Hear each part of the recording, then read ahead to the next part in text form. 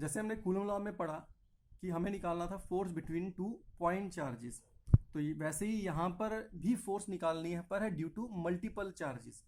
तो हमने करना क्या है, हमारे पास एक गिवन चार्ज होगा Q0, जैसे मैं यहाँ पे बना लेता हूँ, और उस Q0 पे हमने फोर्स निकालनी है ड्यू टू मल्टीपल चार्ज, जैसे Q1 चार्ज हो गया, Q2 हो गया, Q3 हो गया, Q4 हो गया। तो आप सबको पता है अगर ये सभी लाइक चार्ज हो तो ये सभी के सभी चार्ज इसे Q0 को रिपेल करेंगे।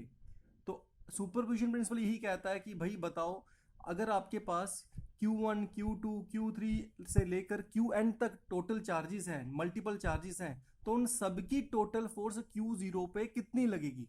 तो वो कहता है भाई टोटल फोर्स ऑन Q0 कितनी होगी, is vector sum of force due to Q1, force due to Q2, force due to Q3 and so on, force due to Q1। मतलब आपने कुछ नहीं करना, आपने इन सभी की फोर्सेस निकालनी है Q0 के ऊपर इंडिविजुअली, और इन सभी को हमने वेक्टर सम कर देना है, तो हमारे पास टोटल फोर्स आ जाएगी। पर जब भी आप फोर्स निकालें एक की वजह से दूसरे पे, तो हमने एक टाइम पर एक निकालनी है।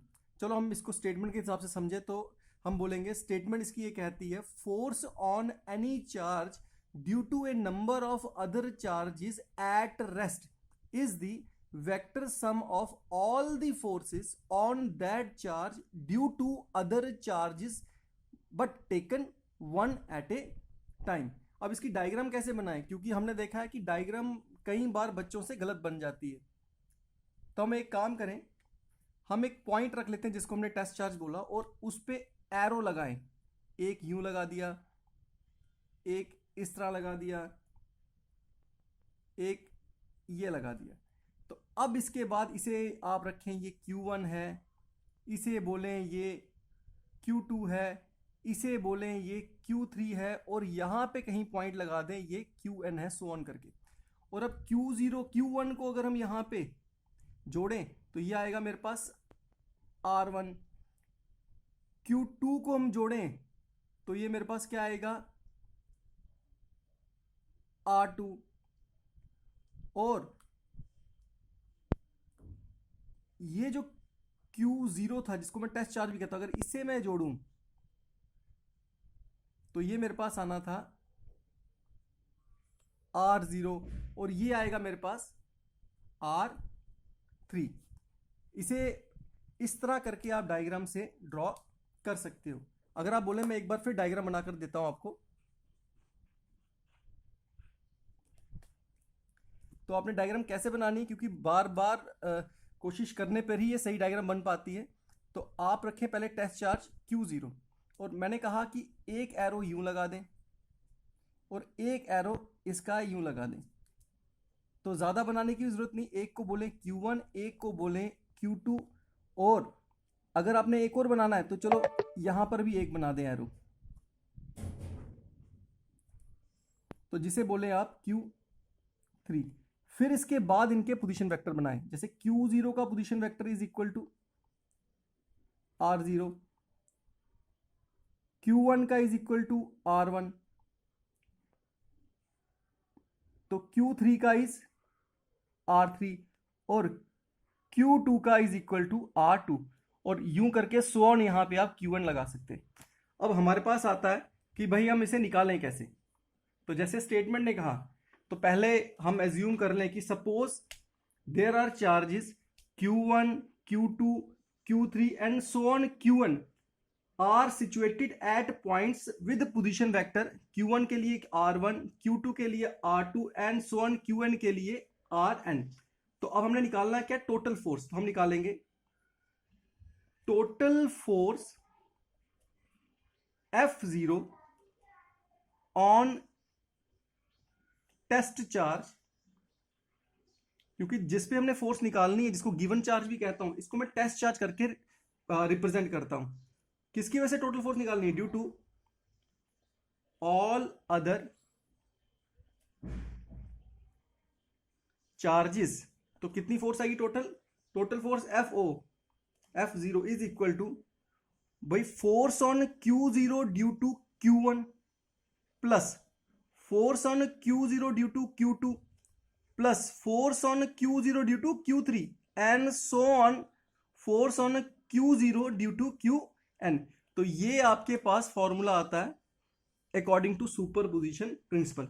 अब आता है कि भाई इसमें F01 किसके बराबर है, तो according to Coulomb law F01 is equal to 1/4πε0।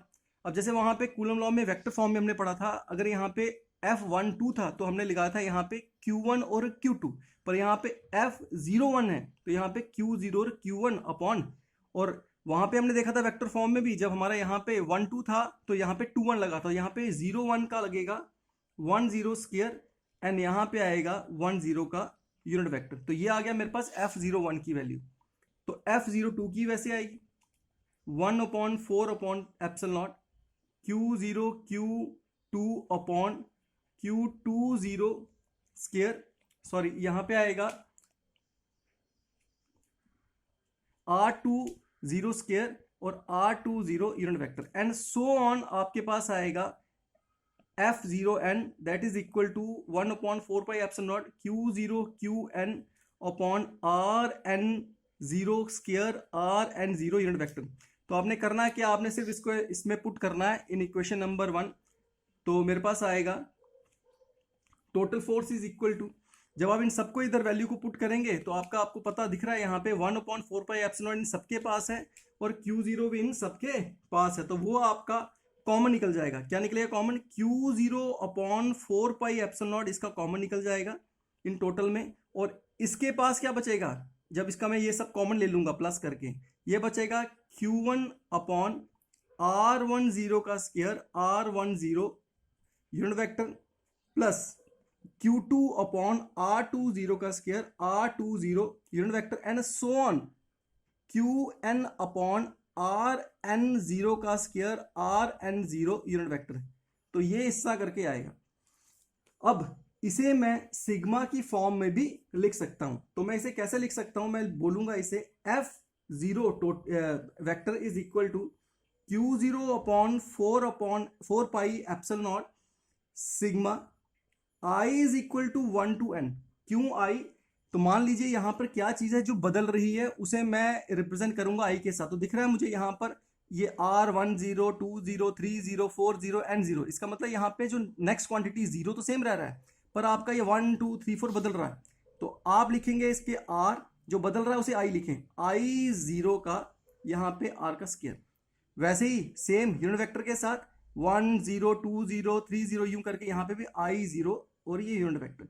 अब बात आती है Q1 Q2 Q3, तो ये भी तो बदल रहा है, Q के साथ 1 है फिर कभी 2 है 3 है, तो ये भी क्या आएगा QI।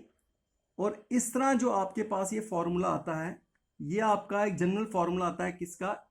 सुपरपोजिशन प्रिंसिपल का। इसको आप आगे भी सॉल्व कर सकते हैं, पर अभी समझाने के तौर पे इतना हम कह सकते हैं कि ये जो फॉर्मूला आपके पास आया ये है strictly according to superposition principle. Thank you.